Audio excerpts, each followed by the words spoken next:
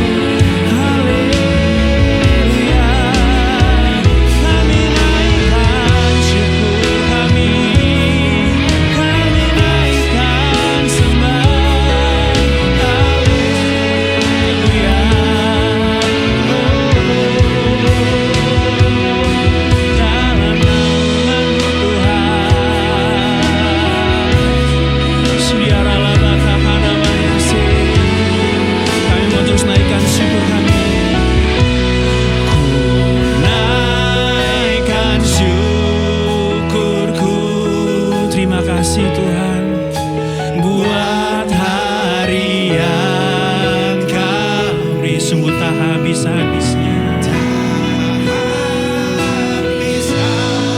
Kasih dan rahmat-Mu, oh, selalu baru.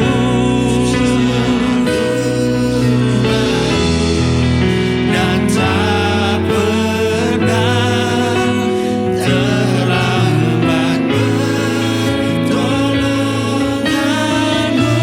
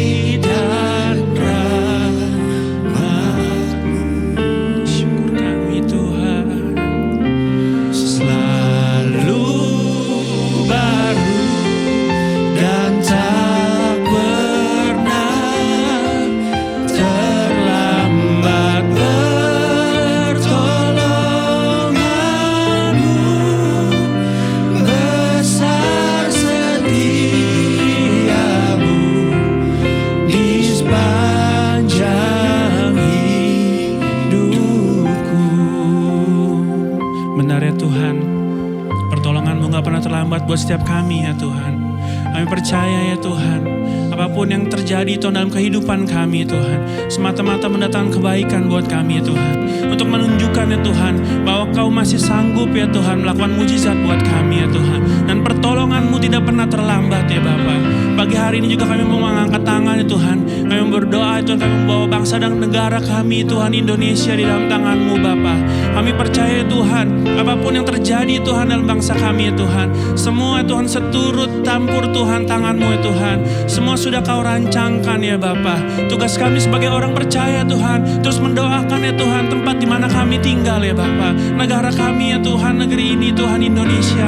Kau yang berkati Tuhan dari presiden ya Tuhan sampai pemerintahan terbawah ya Tuhan, sampai setiap rumah tangga yang ada ya Tuhan. Kau yang berkati ya Tuhan Indonesia ya Tuhan, setiap kebijakan yang ada ya Tuhan, setiap Tuhan politisi yang ada ya Tuhan, setiap pemimpin ya Tuhan, setiap staf-staf yang ada ya Tuhan. Biar Kau yang jamah ya Tuhan, Engkau yang berikan keputusan ya Tuhan yang terbaik Tuhan untuk negeri ini ya Tuhan. Karena kami tahu ya Tuhan, Kau sudah ada di masa depan ya Tuhan. Kau yang tahu ya Tuhan kemana kami berjalan ya Bapa. Terima kasih Tuhan untuk memimpin kami ya Tuhan.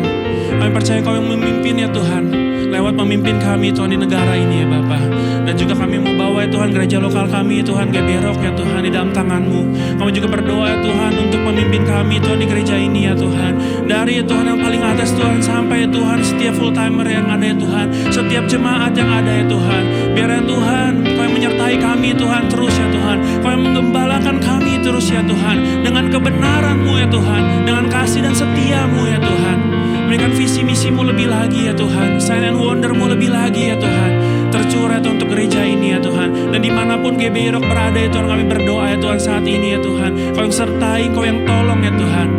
Biar kami terus merasakan Tuhan kehadiran-Mu ya Tuhan di gereja ini ya Tuhan, yang membawa kami semakin dewasa kepada Engkau ya Tuhan. Terima kasih Bapa, terima kasih. Kalau Kau masih memberikan kami kesempatan ya Tuhan untuk beribadah sekali lagi, kami bersyukur ya Tuhan. Biar ya Tuhan kami mau memuji-muji-Mu lebih lagi ya Tuhan. Dan di dalam nama Yesus kami telah berdoa dan mengucap syukur. Mari jemaat Tuhan katakan amin. Boleh kasih tos kiri kanannya, katakan kami siap memasuki gerbangnya Tuhan dengan hati yang bersyukur.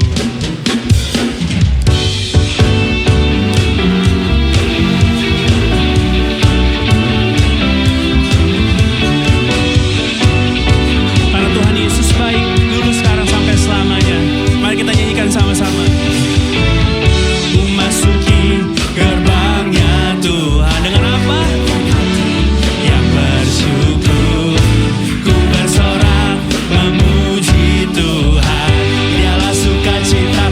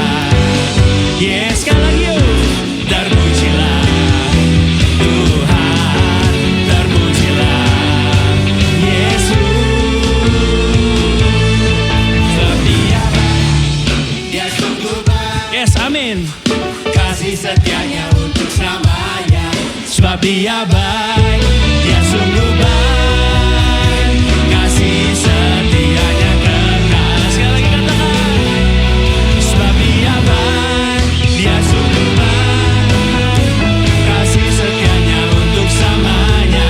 Sebab Dia baik, Dia sungguh baik, kasih setianya kekasih, kasih setianya kekal selamanya. Amin. Masih kan memuji Tuhan, amin.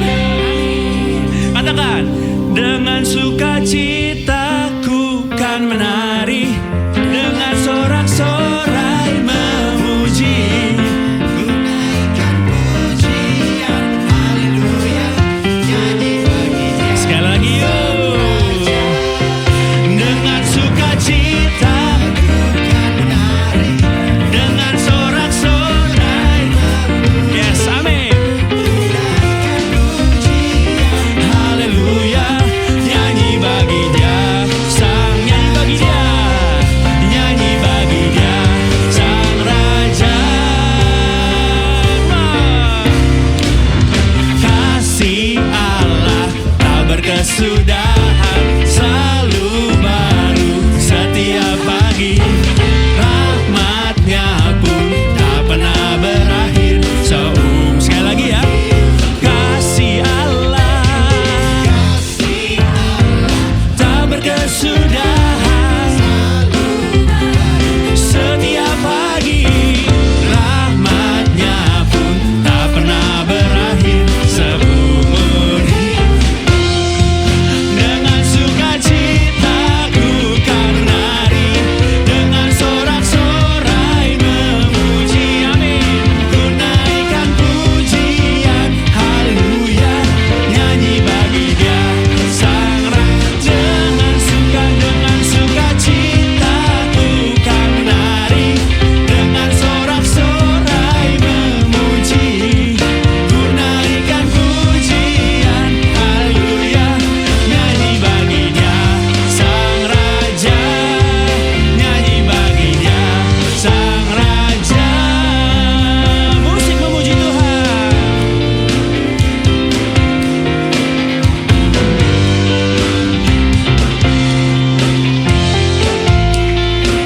Kasih setiamu tak berkesudahan Tuhan. Sukacita kan menari, dengan sorak-sorai memuji, gunaikan pujian, haleluya, nyanyi bagi Dia. Kita mau lebih semangat lagi ya.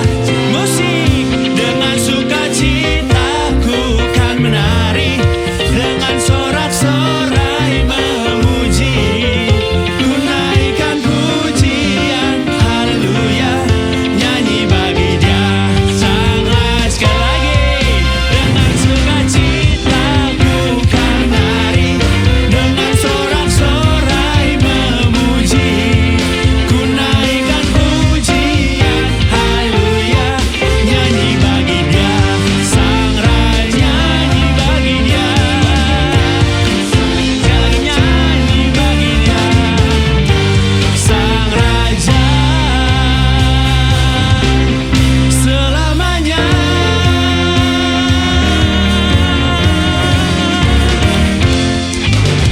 Amin.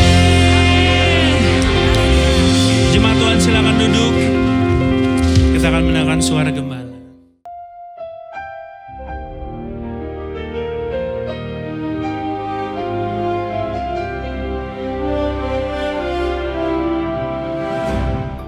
Waktu berita disampaikan kita sedang merayakan Hari Raya Shavuot, Hari Raya Pentakosta. Itu hari raya panen, saudaraku. Katakan panen. Kalau saudara kenal saya di kantor, di rumah, dimanapun, gambarnya cuma satu, yaitu panen, saudaraku. Karena itu dalam Yeskiel 34 ayat 23 ini Tuhan berkata, aku mengangkat seorang gembala atas mereka, itu David. Bukan David yang lama, karena David yang lama sudah meninggal kurang lebih 400 tahun yang lalu. Ya, tetapi saudaraku, yang dimasukkan tentu saja adalah the greater David, Tuhan Yesus. Dia akan mengembalakan mereka menjadi gembalanya. I'm the good shepherd, kata Yesus. Dan ini saudaraku, satu nubuatan yang terjadi. Akan adakan covenant of peace, perjanjian damai. Di sini perjanjian shalom. Dan segala binatang buas itu gambar roh jahat akan diusir. Mereka akan tinggal dengan tentram, ya. Mereka akan hidup dalam ketenangan. Ayat 25, kan? Meskipun di padang belantara mereka hidup dengan tenang, diusir roh jahat. Dan bukan cuma itu, akan menjadikan mereka menjadi berkat. Dan ini hari raya Pentakosta akan menurunkan hujan atas mereka, hujan yang membawa berkat. Saya percaya baptisan Roh Kudus itu bukan cuma tentang power for ministry atau power for the kingdom. Yang pertama-tama Roh Kudus ada di dalam kita. Ketika Yesus mengembusi murid-muridnya, terimalah Roh Kudus. Di dalam Yohanes pasal 20, itu adalah untuk keselamatan. Roh Kudus dalam kita, menuntun kita. Tetapi baptisan Roh Kudus is for power and for blessing. Firman Tuhan berkata, hujan yang membawa berkat dan akibatnya pohon-pohon mengeluarkan buahnya. Hidupmu will be fruitful. Itu terjadi hidup saya. Saya sering cerita, dulu saya gagal total, sekarang menang total. Dari mana? Ketika saya mengalami Pentakosta itu. Ini bukan tentang tanggal ya saudara, tetapi selama 10 hari ini para pemimpin kan, setiap pelayanan itu generasi dan yang lain, mereka semua ingin semuanya dipenuhi dengan Roh Kudus. Dan itu adalah hujan yang membawa berkat. Dan satu lagi, aku mematahkan kuk mereka dan membebaskan, hari kebebasan. Saya percaya ada satu ayat mengatakan, the anointing will break the yoke. Ya, bukan cuma mematahkan, destroy. Apa kuk yang menekan kita? Kuk hawa nafsu, kuk kebodohan, kuk apa saja, termasuk hutang. Tuhan akan mematahkannya. Dan dia akan mencurahkan berkat. Terimalah berkat daripada Tuhan. Terimalah damai sejahteranya. Aku membiarkan mereka berbaring. Di dalam ketika Yesus akan melipat gandakan 5 roti 2 ikan, dia berkata pada murid-muridnya, suruhlah mereka berbaring. Berbaring di sana adalah lesehan, saudaraku. Kita mesti pola pikir timur ya. Tidak ada orang Israel itu makan dengan meja tinggi, itu kursi tinggi seperti orang barat, tidak. Tetapi dengan sikap rest. Salah satu yang luar biasa dari apa yang terjadi ketika pencurahan Roh Kudus, ada damai sejahtera yang luar biasa. Terimalah damai sejahtera pada Tuhan, sebab dia adalah gembala yang baik itu. Dia membiarkan kamu lay down in rest, bukan stres. Tuhan memberkati dan alamilah berkat Pentakosta ini. Dia akan mencurahkan hujan yang membawa berkat. Untuk menerima hujan berarti kita harus tanahnya ini, hati kita itu betul-betul rindu. Hanya yang rindu yang akan dibaptis dalam Roh Kudus. Hanya yang rindu akan mengalami perubahan. Rindulah pada Tuhan. Ada lagu mengatakan hatiku seperti tanah gersang. Tidak lagi. Sekarang penuh dengan sukacita. Refaya, wealthy place. God bless you. Amin.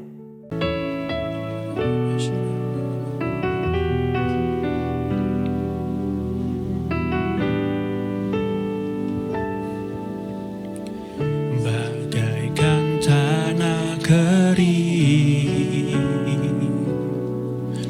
yang merindukan air, demikianlah jiwaku haus akan Engkau. Ku rindu selalu hadir-Mu di hidupku, memulihkan jiwaku, hapuskan air mataku,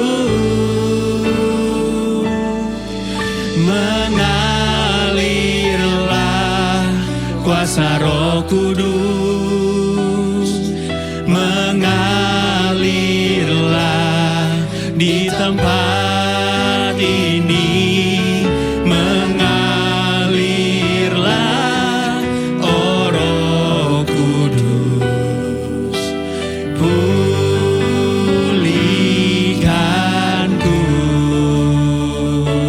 bersama-sama dengan kerinduan kami menyanyikan. Bagaikan tanah kering, kami merindukan-Mu Tuhan. Yang merindukan air, Demikian jiwaku, demikianlah jiwaku haus akan Engkau. Ini yang kami rindukan Tuhan. ku rindu selalu Hadir-Mu, hadir-Mu di hidupku, memulihkan jiwaku, hapuskan air mataku, mengalirlah kuasa Roh Kudus, mengalirlah di tempat ini, mengalirlah oh Roh Kudus, pulihkanku, mengalirlah kuasa Roh Kudus, mengalirlah di tempat ini, mengalirlah oh Roh Kudus,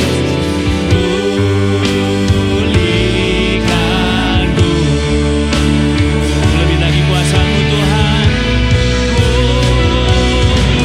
mengalirlah kuasa Roh Kudus, mengalirlah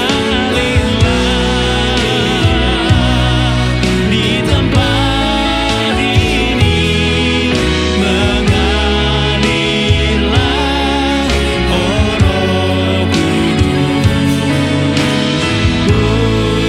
Sekali lagi nyanyikan, mengalirlah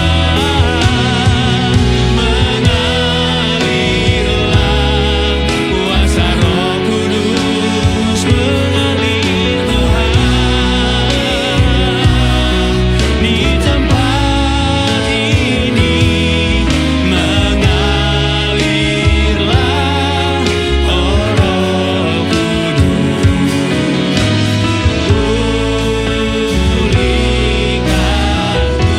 Nyanyikan sama-sama, mengalirlah, mengalirlah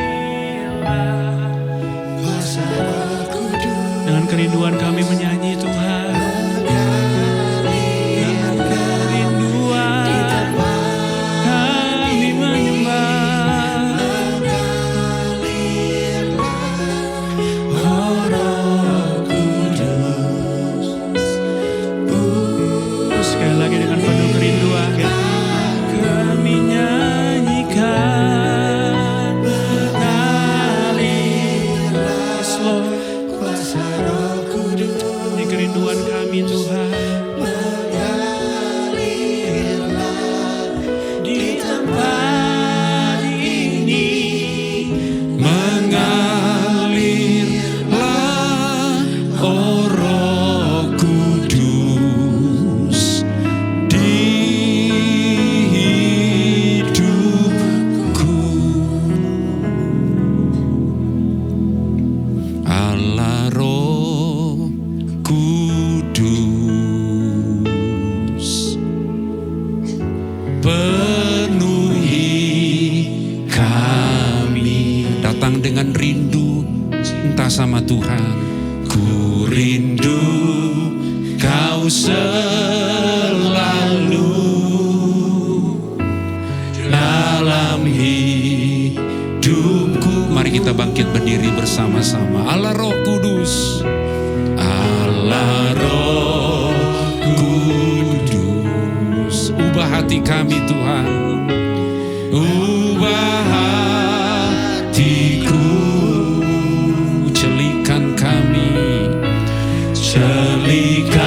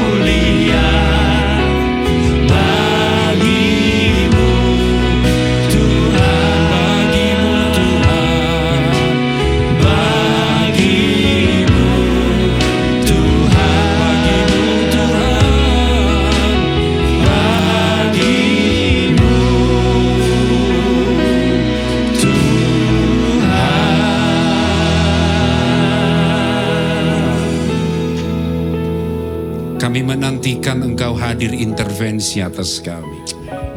Kami nantikan Engkau membaptis dan memenuhi kami hari ini. Kami tidak ingin pulang begitu saja, tapi biarlah Roh Allah memerintah dalam hidup kami. Melalui siang hari ini, kami rindu Engkau memenuhi kami, agar kegersangan hati kami, Engkau penuhi kami dengan Roh-Mu ya Tuhan. Sehingga Roh Allah sungguh-sungguh memerintah dan bertahta di hati kami. Bukan lagi kedagingan kami, bukan lagi ego kami, bukan lagi diri kami, tapi hanya Engkau ya Roh Kudus. Kami akan mendengar firman-Mu. Kami tidak izinkan penguasa kegelapan menguasai kami. Kami hanya izinkan Roh Allah turun dan tinggal berdiam dalam hidup kami. Datanglah kerajaan-Mu, jadi kehendak-Mu dalam hidup kami, biar sama seperti dalam sorga. Dalam nama Yesus, amin, amin. Sebelum duduk boleh berikan salam, selamat Hari Raya Pentakosta. Nah, wow.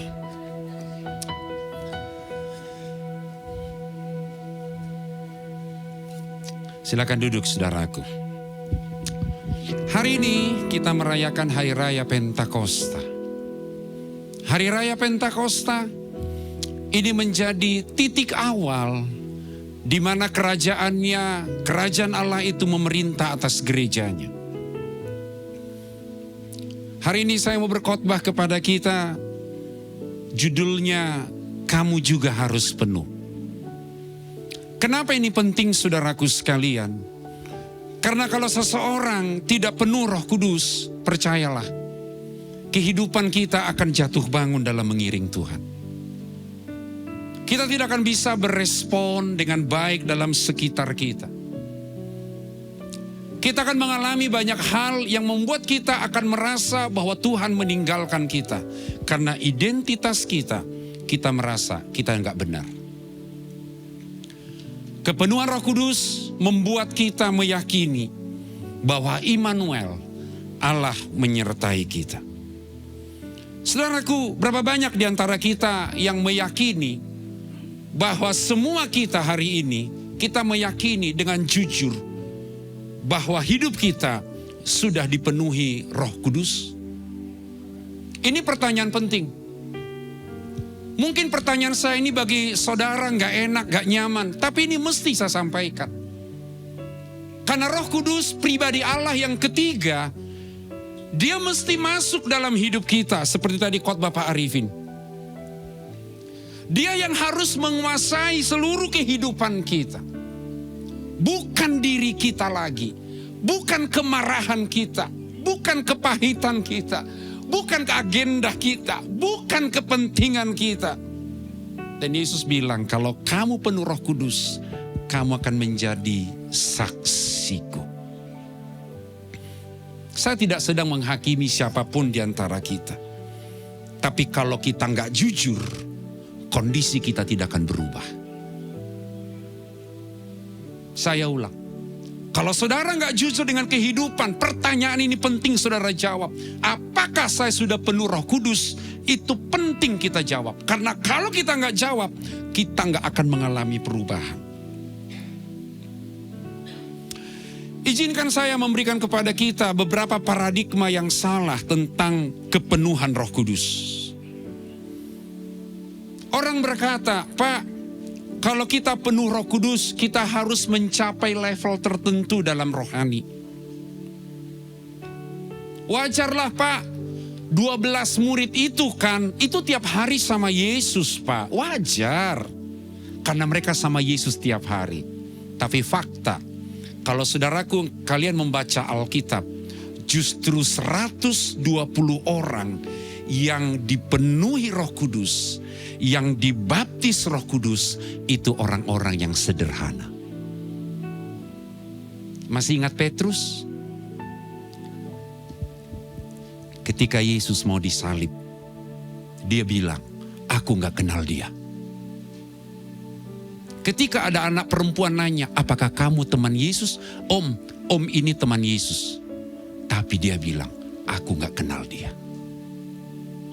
Lihat Kisah Rasul pasal 2. Ketika Petrus yang pernah menyangkal Yesus itu dipenuhi Roh Kudus.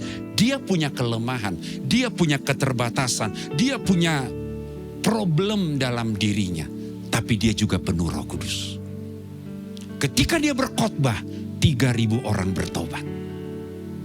Dulunya Petrus seorang penakut. Dia berani menyangkal Yesus karena mempertahankan gengsi. Cuci tangan. Gua gak kenal dia bro. Gua gak kenal dia sis. Sorry ya, lu salah lihat. Tapi ketika Roh Kudus turun dalam hidupnya di loteng Yerusalem, dia menjadi seorang pemberani. Dia berani berkhotbah. Dia berani mengatakan Yesus itu Tuhan. Kita sudah lama berpikir bahwa kepenuhan Roh Kudus adalah pengalaman sekali seumur hidup. Hari ini kalau kalian pernah dengar khotbah itu, stop. Alkitab gak ngajar itu. Kalau ada khotbah mengatakan, hey, Roh Kudus itu hanya datang, cukup sekali kamu terima, gak perlu diulang, itu khotbah yang salah. Kalau ada yang bilang kepenuhan Roh Kudus untuk hamba Tuhan tertentu, lalu kalau kita sudah kebaktian selesai, kita pulang dan kembali menjadi manusia yang sama. Alkitab pun gak ngajar itu. Pentakosta tidak turun hanya kepada 12 rasul. Pentakosta turun kepada semua orang yang rindu, yang menantikan Roh Kudus itu hadir. Artinya siapapun kita siang hari ini saudaraku, kita yang hadir di sini dengan semua keterbatasanmu, dengan semua kelemahanmu, dengan semua kegagalanmu di masa lalu. Mungkin kamu merasa aku gak layak, aku gak bisa, dosaku kebanyakan. Hari ini jangan dengar khotbah kayak gitu. Tuhan akan datang, Roh Kudus akan datang, membaptis kita kalau kita mau dan rindu kepada Tuhan. Katakan amin. Mari kita baca ayatnya. Kisah Rasul pasal 2 ayat yang keempat. Maka penuhlah mereka dengan Roh Kudus. Lalu mereka mulai berkata-kata. Penuh dulu, lalu berkata-kata. Pertama kali saya dibaptis Roh Kudus, saya mengalami seperti ada pribadi yang masuk dalam diri saya. Hangat. Rasanya hati itu damai, tenang, seperti kita sedang mengalami pertemuan pribadi dengan Tuhan. Dan itu meluap dari mulut saya. Mulai berkata-kata yang Roh itu berikan kepada saya. Mereka mulai berkata-kata dalam bahasa-bahasa lain seperti yang diberikan oleh Roh itu kepada mereka untuk mengatakannya. Jadi yang menyuruh untuk mengatakan siapa? Roh Allah. Lalu di Efesus 5:18 mengatakan, janganlah kamu mabuk oleh anggur, karena anggur menimbulkan hawa nafsu, tetapi hendaklah kamu penuh dengan Roh. Hendaklah kamu penuh dengan Roh. Berarti gak hanya sekali, terus menerus berulang. Saudaraku, apa yang kita bisa ketemukan dalam ayat ini? Kisah Rasul pasal yang kedua menunjukkan kepada kita bahwa Pentakosta itu penggenapan janji Tuhan yang dia sampaikan di perjanjian lama. Lalu Efesus 5 ayat 18 tadi mengatakan kepada kita bahwa kepenuhan Roh Kudus bukanlah peristiwa sekali seumur hidup. Itu merupakan perintah dari Raja kita yang harus terus menerus kita jalani. Saudaraku, saya ingin menyampaikan 3 hal saja untuk kita hari ini. Yang pertama, kepenuhan Roh Kudus bukan hak istimewa, tetapi hak setiap orang percaya. Berapa banyak di antara kita yang percaya Yesus di sini? Tunjuk tangan. kepenuhan Roh Kudus hak saudara. Bukan haknya pendeta. Bukan hanya hak orang-orang yang berpuasa 40 hari 40 malam. Semua kita yang ada di sini, hak kita untuk penuh Roh Kudus. Efesus 5 tadi mengatakan, hendaklah kamu penuh dengan roh. Penuh di sini artinya bahwa semua orang yang merindukan Yesus, yang merindukan pemerintahan kerajaan Allah itu memerintah dalam hidupnya dan mengizinkan Roh Kudus masuk menguasai seluruh kehidupan kita, maka kita berhak untuk menerimanya.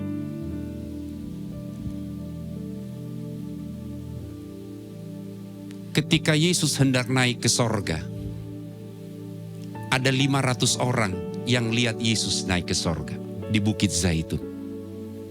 Tapi yang bertahan sampai ke loteng Yerusalem, Kisah Rasul pasal 2, hanya 120 orang. Ada Petrus. Ada perempuan-perempuan yang mengikuti Yesus. Ada saudara-saudara Yesus yang tadinya belum percaya kepadanya. Ada orang-orang yang Alkitab nggak sebut namanya. Mereka 120 orang biasa. Dan Roh Kudus memenuhi mereka semua. Tidak ada yang dikecualikan. Kata penuh dalam Efesus 5:18 ini sangat bagus artinya. Ini dia.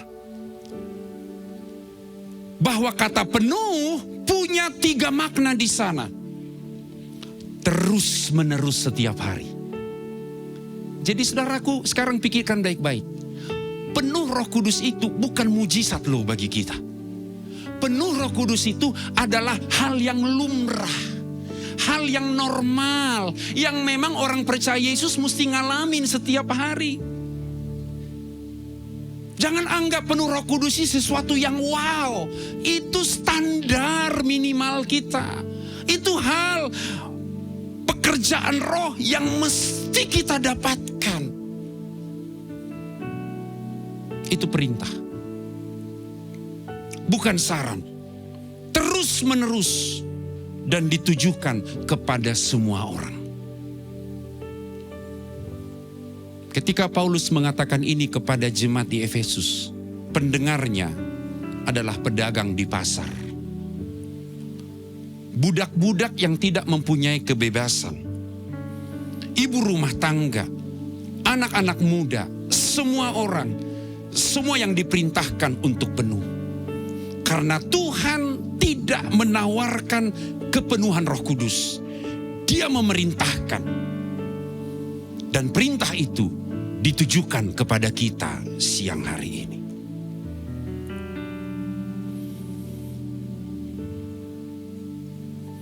Saudaraku, pikirkan ini baik-baik.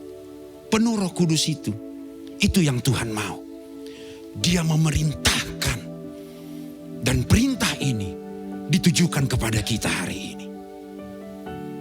Itulah sebabnya ketika seseorang penuh Roh Kudus, maka Kisah Rasul pasal 2 ayat 4 mengatakan, maka penuhlah mereka dengan Roh Kudus.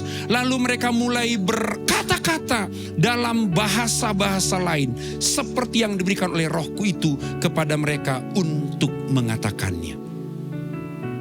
Ketika nanti kita berdoa dan saudara mengalami Yesus, Roh Allah itu masuk dalam hidup kita. Dan rasanya mulutmu mulai bergoyang. Jangan stop. Dia sedang bekerja dalam diri saudara. Karena tanda pertama, orang dipenuhi roh, dia mengeluarkan kata-kata dalam bahasa-bahasa lain yang kita sebut dengan bahasa lidah. Berkata-kata dalam bahasa-bahasa lain. Tanda bahwa Roh Kudus sedang mengambil alih seluruh kehidupan kita. Yakobus mengatakan pasal yang ketiga, bahwa organ tubuh yang paling susah dijenakkan itu apa? Lidah kita. Roh Kudus pertama kali kuasai mulut kita ini.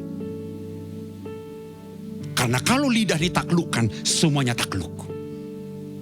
Itu makanya kalau orang penuh Roh Kudus, kata-katanya menjadi berkat bagi sesama. Kalau orang penuh Roh Kudus gak suka ngomongin orang. Kalau orang penuh Roh Kudus, dia menjadi saksi. Dia senang memberitakan Yesus. Udah gak semangat lagi lihat perkataan-perkataan yang gak semestinya. Perkataan kotor udah gak ada di situ. Karena Roh Kudus pertama kali menguasai kita, mengontrol hidup kita. Yaitu dia menguasai lidah kita.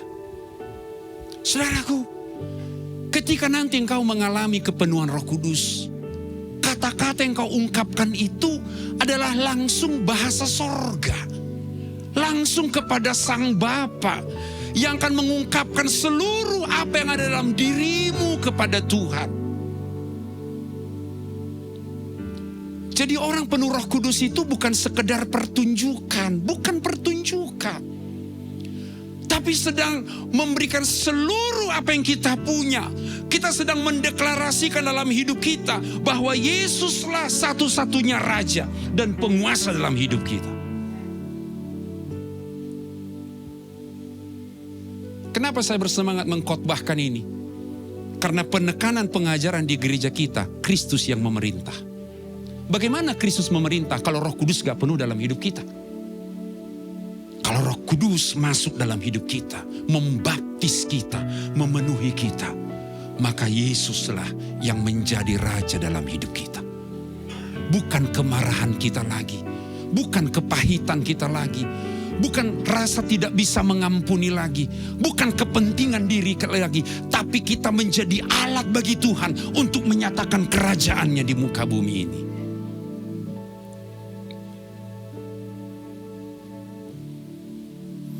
Di dalam ayat yang keempat tadi, Kisah Rasul pasal yang kedua, bahwa orang yang berkata-kata dalam bahasa roh, 1 Korintus 14 ayat yang kedua, kita tidak berkata-kata kepada manusia, tetapi kepada Allah.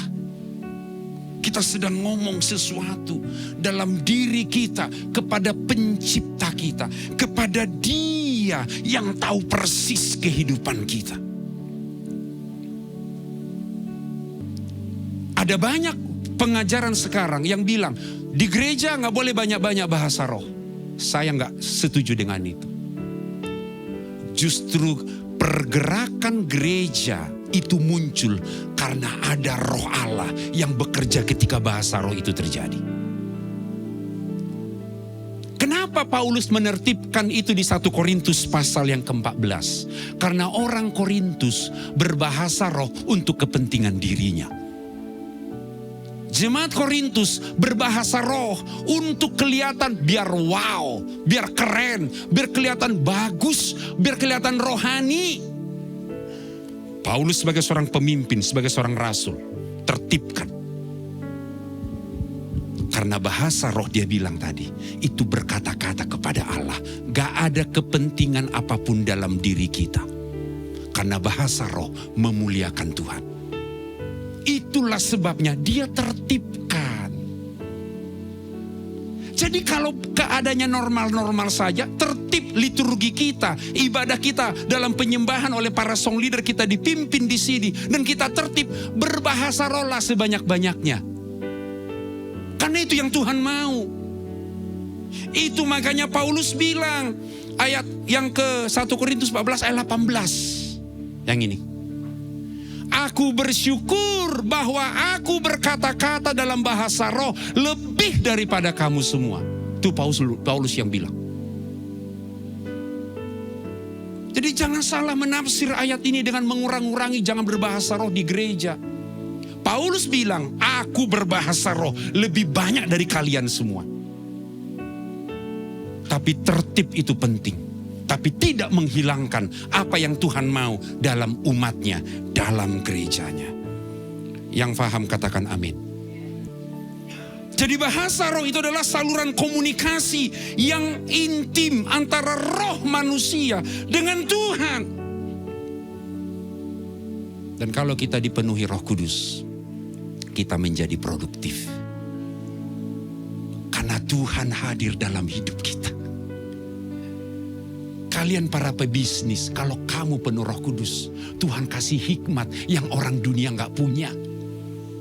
Resesi boleh terjadi, prediksi ekonomi boleh sulit, tapi Roh Kudus Allah yang tahu segala sesuatunya, Dia bisa tunjukkan kepada kita celah untuk tetap untung di masa yang sulit.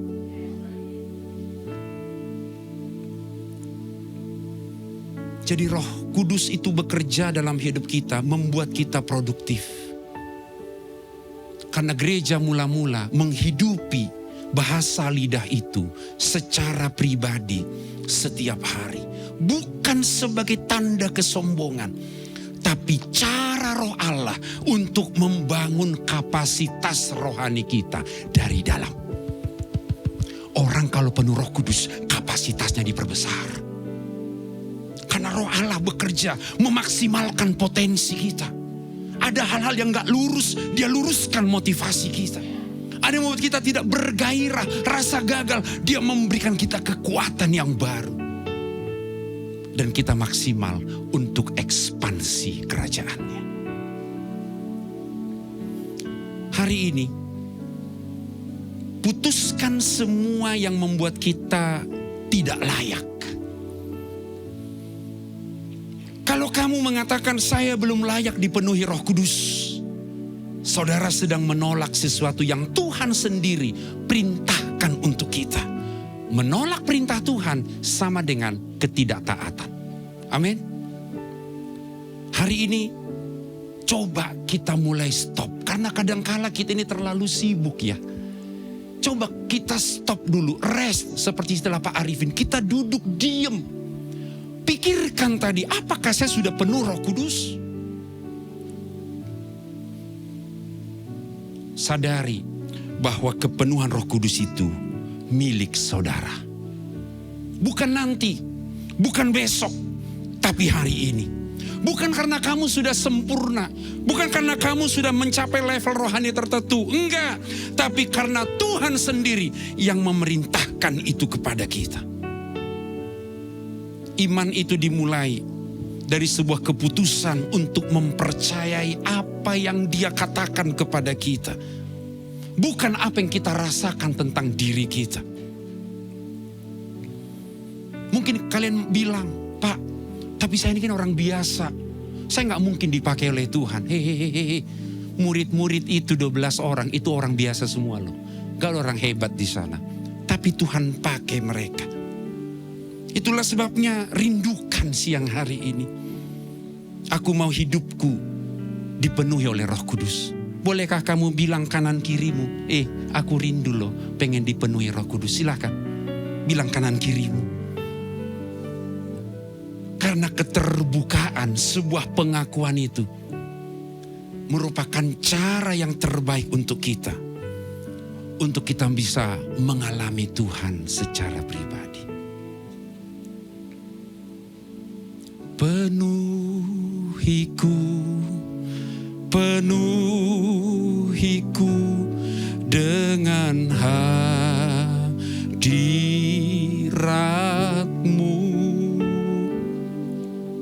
Urapiku,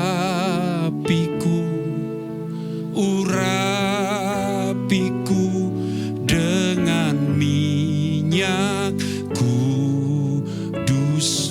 Penuhiku Tuhan, penuhiku, penuhiku dengan hadirat-Mu.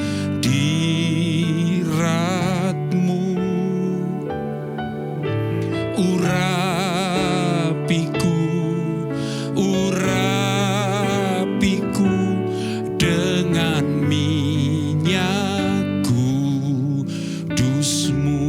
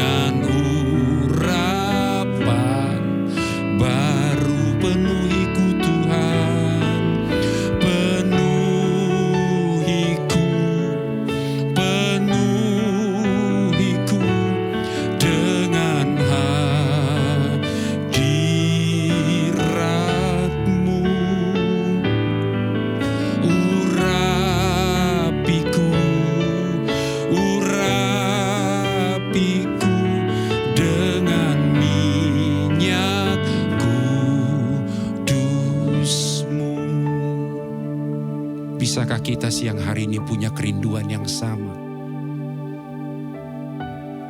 Saya sudah mengikut Tuhan sejak saya masih anak remaja. Saya dibaptis usia 12 tahun.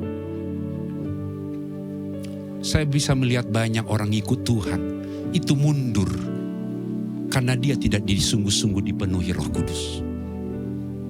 Ketika bangkrut, bukan Tuhan yang dia cari. Ketika ada penurunan omset, bukan Tuhan yang dia cari, tapi justru maki-maki Tuhan. Ada orang yang sudah melayani puluhan tahun saya lihat. Kelihatan rohani, kelihatan ikut semua jadwal. Tapi ketika ada problem di rumah tangga, justru meninggalkan pasangan dan pindah keyakinan sekarang.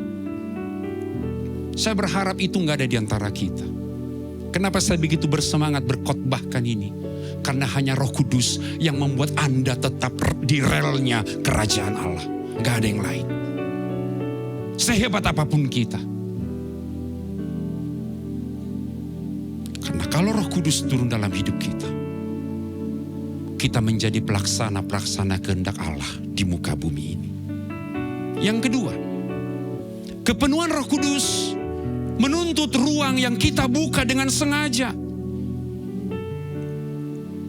Kisah Rasul 1:14 mencatat bahwa 120 orang itu dengan sehati bertekun dalam doa. Bertekun artinya mereka terus-menerus setia dengan prioritas yang penuh.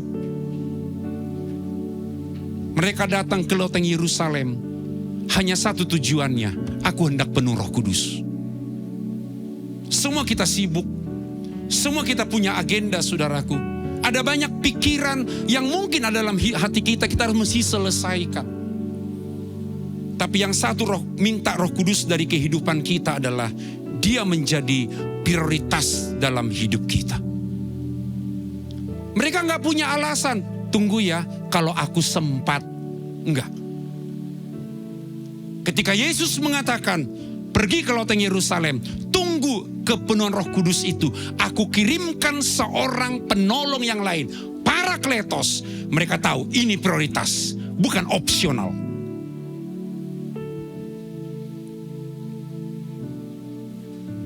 Kenapa kita nggak penuh Roh Kudus sudah nunggu doa lama?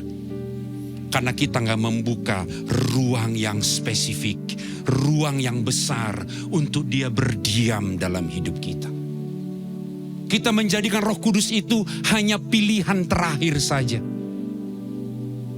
Kita menjadikan dia hanya opsi yang keberapa dalam daftar list yang prioritas dalam kehidupan kita. Kalau saudara pergi ke restoran dalam kondisi kenyang, semahal apapun itu menu di restoran, seenak apapun kata netizen tentang restoran itu, kalau kita lagi kenyang, kita nggak bakal bisa menikmati kok, karena penuh di sini. Kalau kita datang kepada Tuhan, minta kepenuhan Roh Kudus, tapi pikiran kita dipenuhi bukan pribadinya, tapi kepentingan kita, tapi kehidupan kita, bisnis kita, pekerjaan kita, semuanya prinsipnya sama. Kita gak mengalami pribadi secara khusus. Hari ini kita juga periksa hidup kita. Kalau Roh Kudus tidak menjadi prioritas yang terutama dalam hidup kita, maka orang tua yang penuh dengan kecemasan tidak akan punya ruang untuk mendengar suara Roh Kudus dalam mendidik anak-anak kita. Kita yang karyawan, kalau kita terlalu penuh dengan ambisi, maka kita nggak punya kepekaan untuk melihat kesempatan bersaksi di tempat kita bekerja. Kita suami dan istri yang terlalu penuh dengan luka lama. Dan kita gak punya kapasitas untuk mengasihi pasangan dengan kasih yang dari Roh Kudus. Karena luka itu masih kita simpan. Hari ini kalau kita minta Roh Kudus, kosongkan ruang hati kita. Dan biarkan dia yang masuk dalam kehidupan kita. Roh Kudus tidak bersaing dengan agenda saudara. Ia menunggu, memutuskan bahwa ia lebih penting dari agenda kita. Catat ini. Selama Roh Kudus ingin masuk dalam hidup kita, tapi dia memeriksa bahwa dia bukan prioritas yang utama, maka gak akan rasa apa-apa. Jadi sekarang mari kita audit agenda kita. Kita periksa apa yang paling banyak memenuhi pikiran kita, apa yang paling banyak menyita energi kita dalam hari-hari ini. Apakah kemarahan? Apakah sakit hati? Apakah kesibukan yang gak pernah stop, yang selalu itu kita menghantui kita, yang selalu menghabiskan energi kita? Hari ini mulai geser itu dan bilang, di semua list ini, di semua agenda ini, Roh Kudus yang terutama. Itu yang kita sebut dengan rasa rindu, rasa lapar dan haus akan Dia.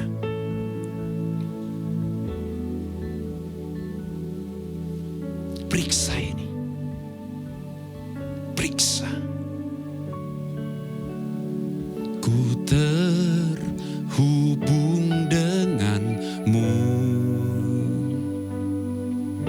selalu melekat di hatimu. Firman-Mu itulah dasar hidupku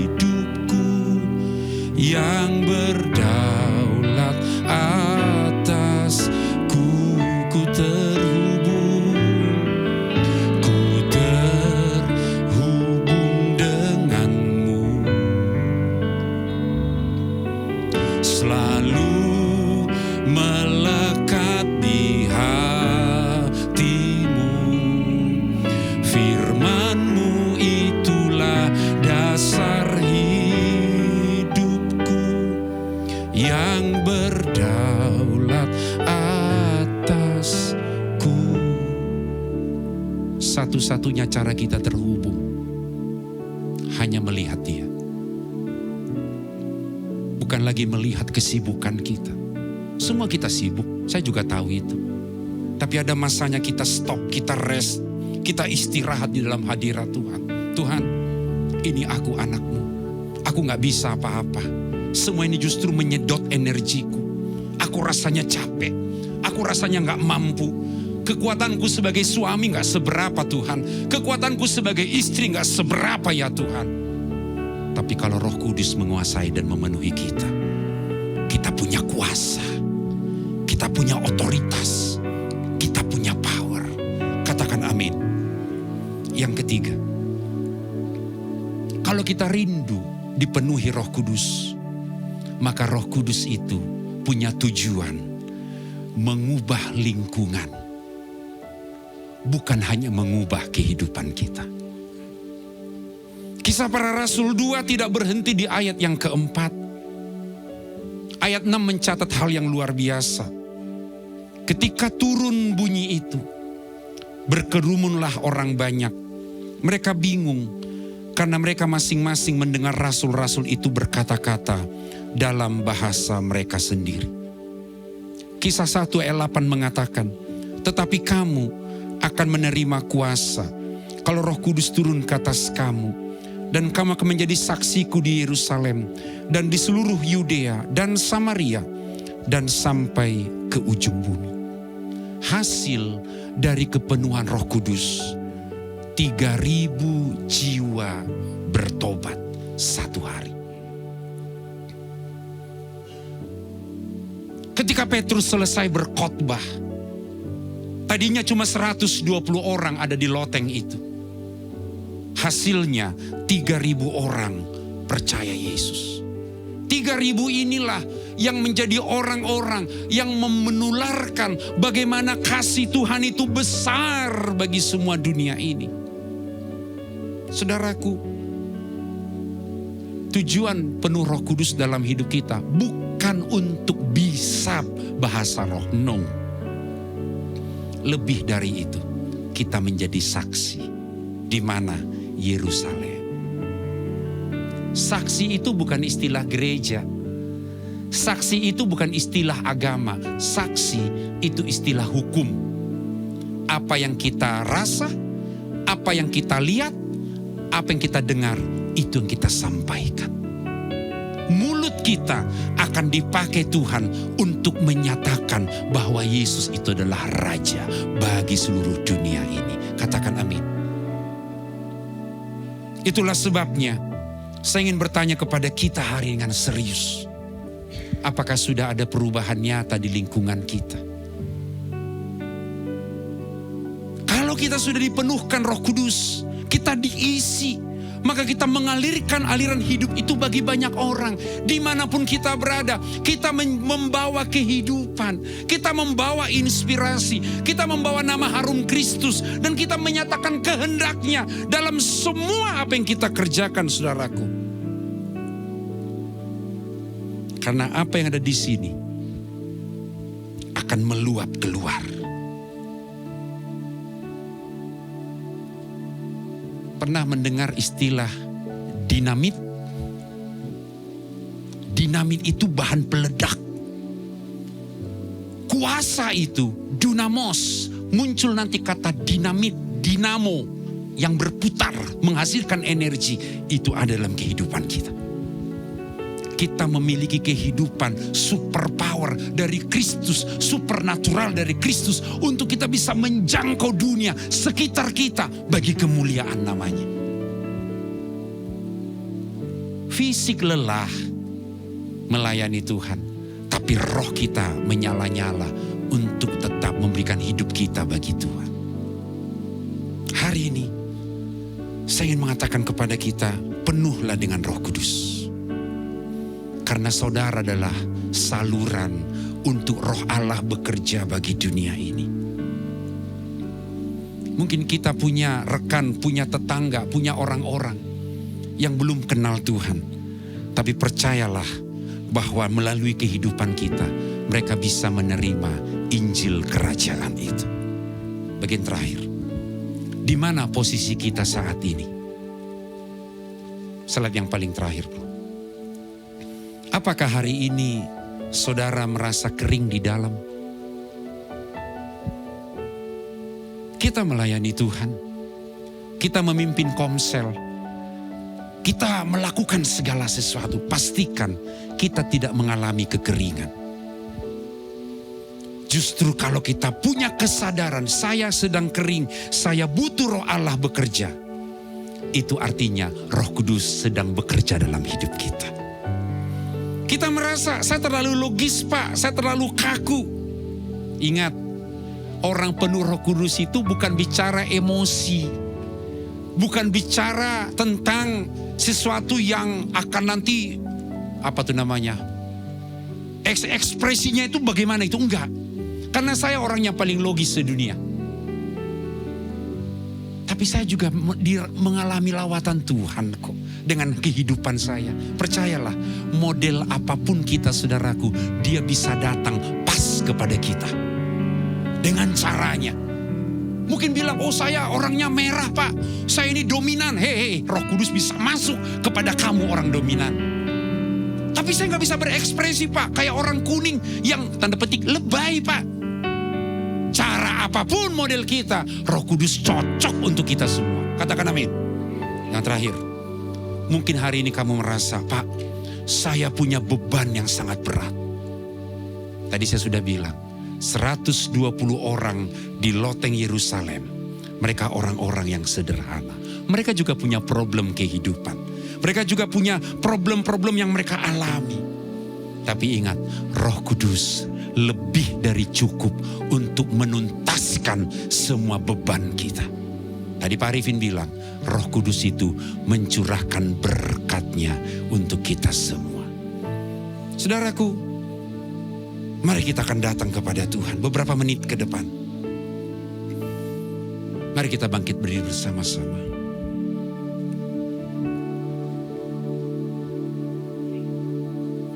Bagaikan tanah kering, yang merindukan air. Demikianlah jiwaku haus akan Engkau. Ku rindu selalu, ku rindu selalu. Mulai sembah Tuhan dari hatimu. Hadir-Mu di hidupku, memulihkan jiwaku, hapuskan air mataku, mengalirlah kuasa Roh Kudus, mengalirlah di tempat ini, mengalirlah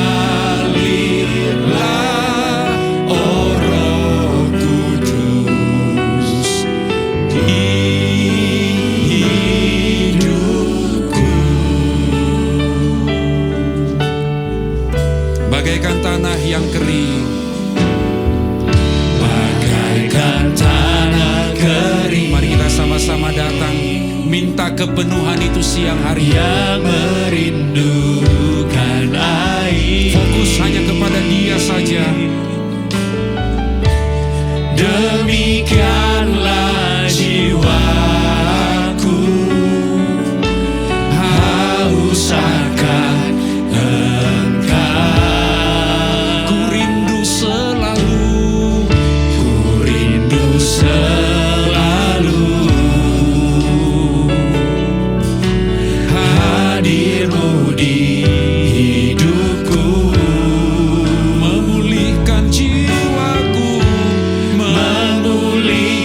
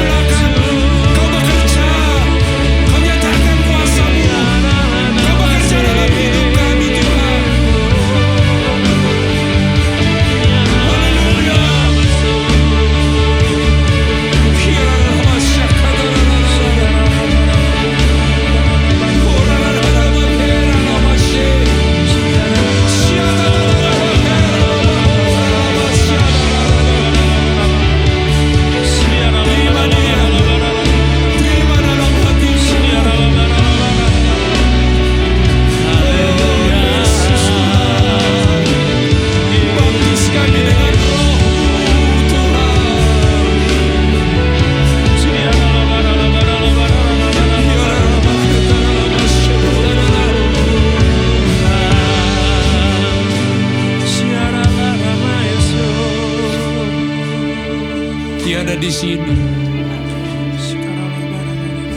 Dia ingin memperbaharui kita. Dia ingin mengembalikan cintamu yang mula-mula yang sudah hilang. Dia ingin mengangkat beban-beban itu dalam setiap kita. Dia ingin memakai saudara lebih lagi.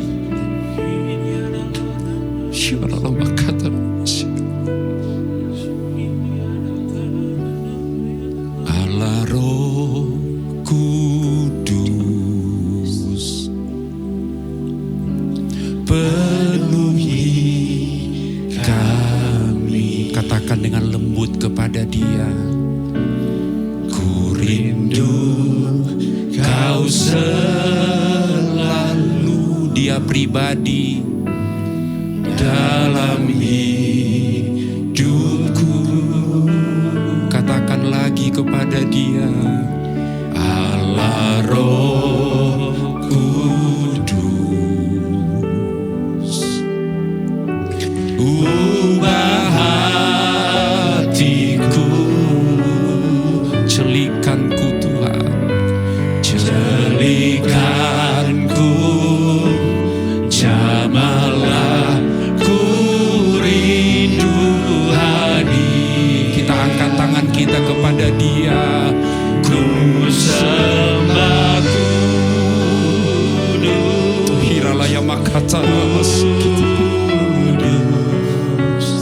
kudus Tuhan, dan ku sanjung Kau mulia, mulia bagimu. Ku sembah kudus, ku sembah kudus, kudus, kuduslah Tuhan, dan ku sanjung Kau mulia, mulia bagimu. Ku sembah kudus, ku sembah kudus, kudus, kuduslah Tuhan, dan ku sanjung Kau mulia, mulia bagimu. Ku sembah kudus, ku sembah kudus, kudus, kuduslah Tuhan, dan ku sanjung Kau mulia, mulia bagimu Tuhan. Naikkan penyembahanmu yang terdalam, naikkan syukurmu, naikkan kerinduanmu. Dia ingin memenuhi hidup saudara. Oh Yesus, Yesus, oh Raya Masyakatarara. Sembah Dia. Dia ada di tempat yang hening. Dia ada dalam relung hati kita yang terdalam.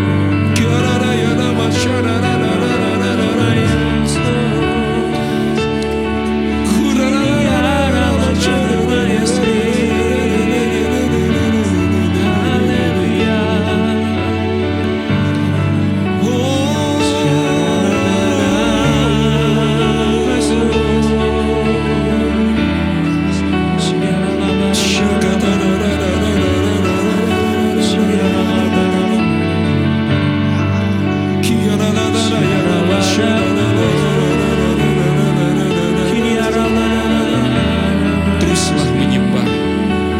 Teruskan berikan hatimu, kerinduanmu kepada Dia.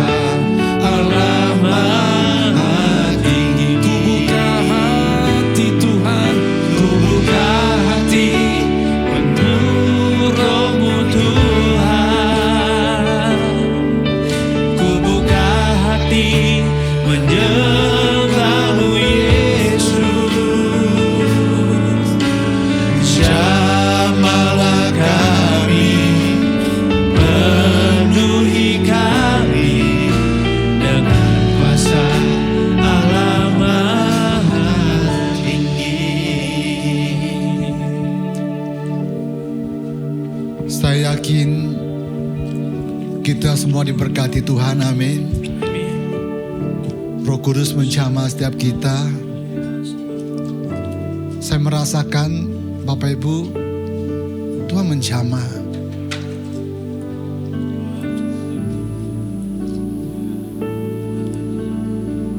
Terima kasih Pak Janus yang telah menyampaikan firman Tuhan. Kami diberkati semua oleh firman Tuhan. Bapak Ibu, kita persiapkan hati kita, kita masuk ke dalam perjamuan kudus.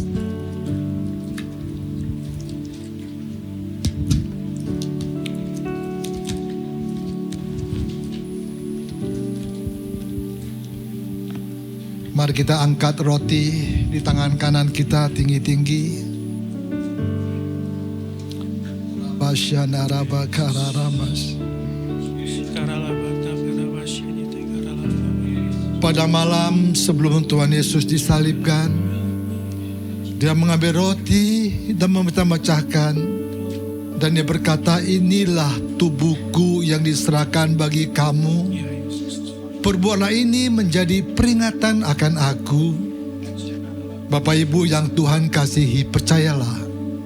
Percayakah bahwa roti yang kita angkat tinggi ini merupakan persekutuan kita dengan tubuh Kristus? Amin. Mari kita makan dalam nama Tuhan Yesus.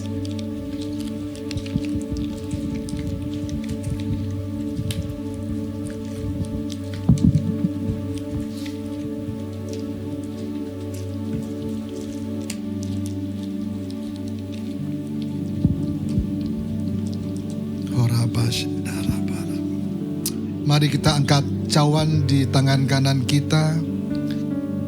Setelah itu Dia mengambil cawan yang berisi anggur dan berkata, inilah cawan yang dimateraikan oleh darahku. Perbuatlah ini menjadi peringatan akan aku.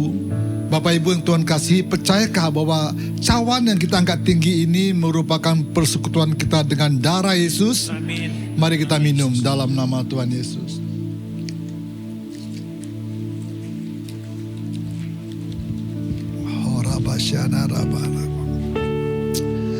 Mari kita bersyukur. Terima kasih. Terima kasih Tuhan.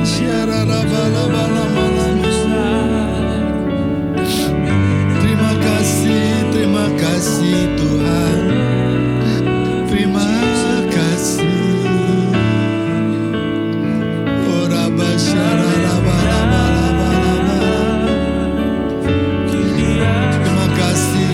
Terima kasih Tuhan. Syara mari bersyukur kepada Tuhan.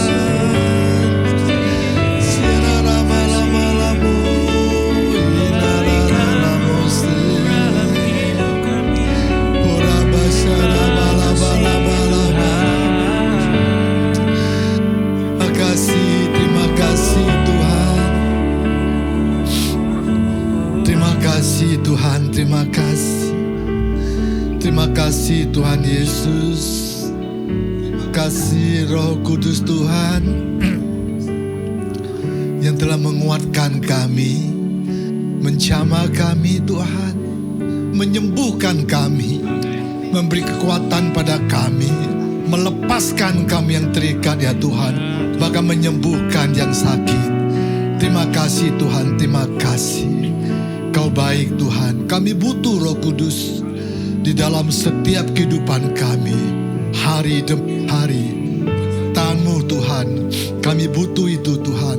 Terima kasih Bapa, terima kasih. Roh Kudus bekerja sebebas-bebasnya dalam setiap kehidupan kami, dalam semua segi kehidupan kami, setiap aktivitas kami Tuhan. Tuhan yang bertahta dalam hidup kami. Terima kasih Bapa, terima kasih. Terpuji nama-Mu. Kami dipenuhi Roh Kudus hari ini. Kami diurapi dengan penuh sukacita Tuhan. Terima kasih. Mari kita sama-sama katakan amin. Tuhan berkati kita semua. El Shaddai, El Shaddai, Allah Maha Kuasa. Dia besar, Dia besar.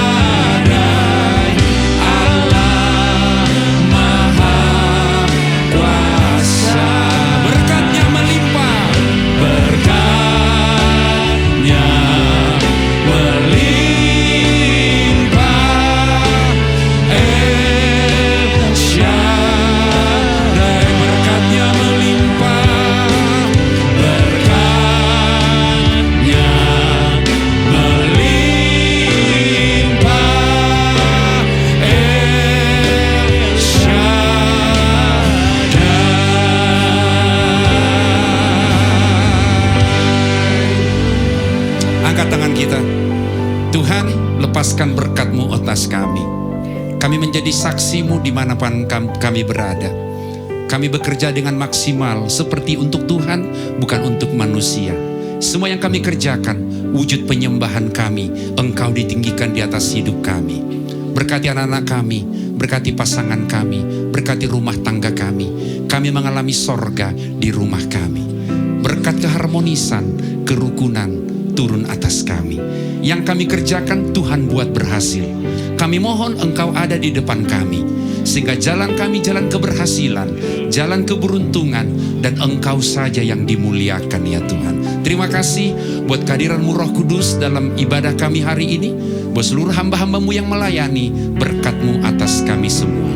Tuhan memberkati dan melindungi Engkau, menyinarkan wajah-Nya, memberikan Engkau kasih karunia. Tuhan menghadapkan wajah-Nya kepadamu, memberi Engkau damai sejahtera, sukacita, berkat kerajaan Allah, kebenaran, damai sejahtera, sukacita, yang dikerjakan Roh Kudus, menguasai hati pikiranmu dari siang hari ini sampai Yesus datang kedua kali. Kami terima berkat-Mu Tuhan dalam satu nama yang ajaib, Yesus Kristus Tuhan kami, yang diberkati dan siap jadi berkat. Sama-sama katakan amin. Tuhan memberkati kita semua. Selamat hari Minggu saudaraku.